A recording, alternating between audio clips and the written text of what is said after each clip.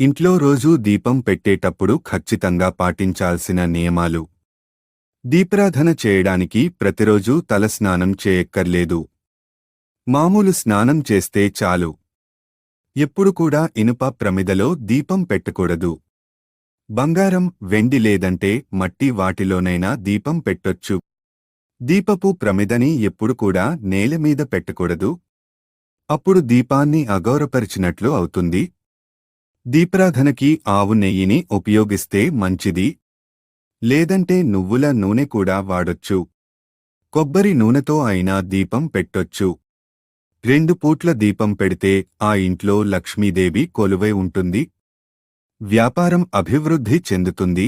దుష్టశక్తులు పోతాయి. నిత్యం దీపారాధన చేస్తే గ్రహదోషాలు పోతాయి.